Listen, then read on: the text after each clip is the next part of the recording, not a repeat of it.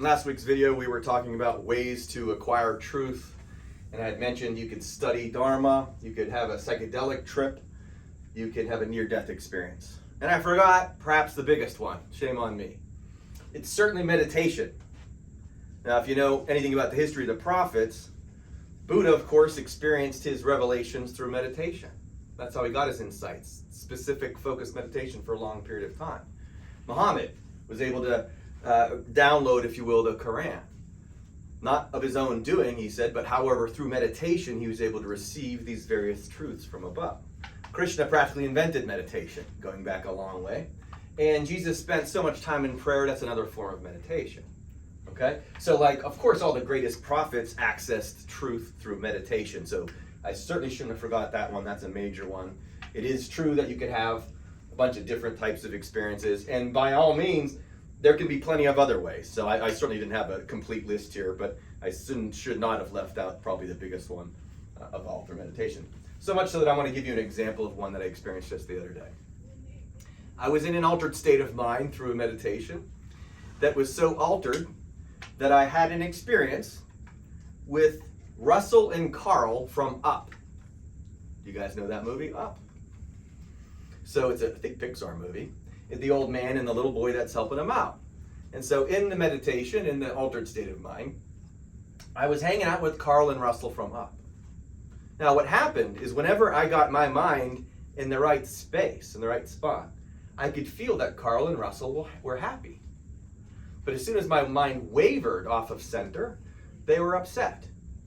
And that's all it was. I mean, Carl and Russell, that's sort of odd. But the fact that I could tell that once I got my mind into the right spot, they were at peace.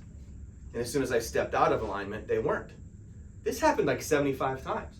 It was super quick, sort of like a metronome. I'd be in the right space, then off, right space, And every time I was in the right space, it clicked and they were at peace.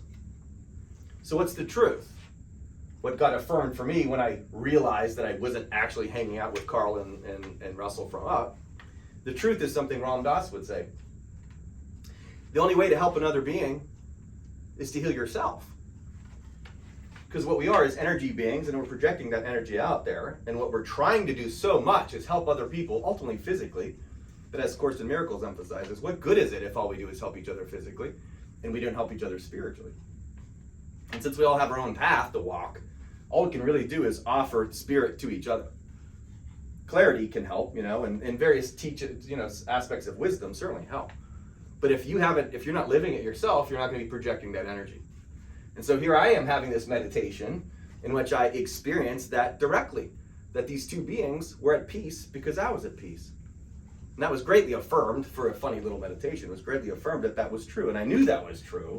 And I work on that on a regular basis, not that I succeed at it. But certainly worrying about things doesn't help. We know that. How many times does Jesus say not to worry? Many times. Worrying does no good. Does it add 1 hour to your life, he says? No, of course it doesn't. So the goal is to have the experience of healing oneself, and that affirms and helps affirm other people as a result. Now, in order to experience truth and to cement it into us, in the book of Living and Dying here, the author describes how truth sinks from your head to your heart. And so once you've learned truth up here, you want to just live it down here. You don't have to think so much anymore. He says, as it sinks from your head to your heart, Buddha calls it a distanceless journey from your head to your heart. When it's in your heart, it's now automatic. And then in the book of Living and Dying, he says a mirror shows up and reflects. The world will reflect truth back to you once you find it in your heart. And you see that it's true because you gained it up here and now you live it down here. So one way, we were talking about experience before, one way to access truth could be through experience, no doubt. I had a dark night of the soul. And I'm not so sure if I learned truth through that or affirmed truth through that, one or the other. But certainly once you learn truth, you have to put it into play. Faith without works is dead. So to know what truth is, you got to forgive people, then not go do it, what a waste of time. So experience here for us, and remember in the Eightfold Path, notice where action is. Fourth, okay? Because it comes after knowing what right view is and what your right intention is and right speech, right? Because then behaviors come there.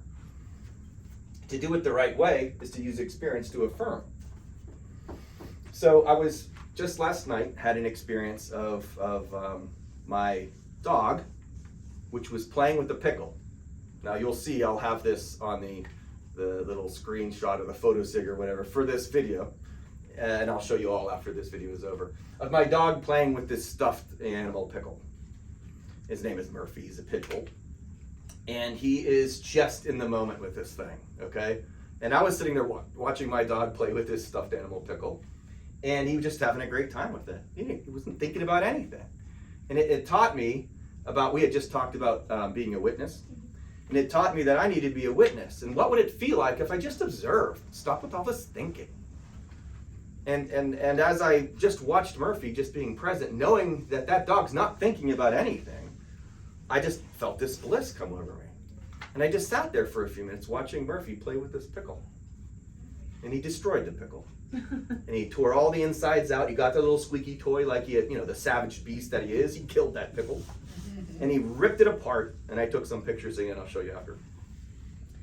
And after he was done, he just runs to the other room. In that moment, my daughter, who's very wise, she came down and she said, yeah, notice how Murphy was in the moment, and then when that moment was over, he wasn't upset. He didn't look back at the pickle and go, oh, what have I done? Right? Now my favorite toy is gone. He just took off for the next adventure.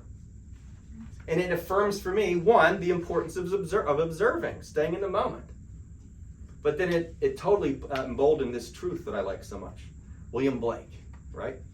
Who said, he who clings to a joy does the winged life destroy. He who kisses a joy as it flies lives in eternity's sunrise. So Murphy, while he was destroying the pickle, he wasn't clinging to the idea that this experience will be over soon, or that when it was done, the pickle was now dead or anything like that. He was just enjoying the thing as it was happening. Then it was on to the next adventure, okay? Well, that's us. That's a truth.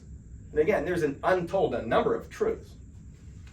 And as we learn these truths, we then must live them. It's not good enough just to have the knowledge of it. And one of the best ways to always do that is to remember we just need to be observing.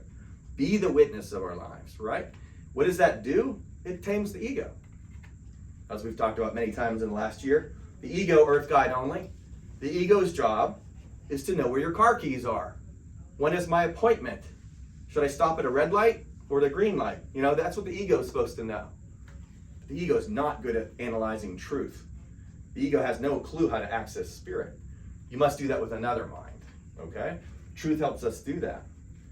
And certainly, being an observer of your life, being a witness to your life, gets right past the ego and it cements all these truths into your heart.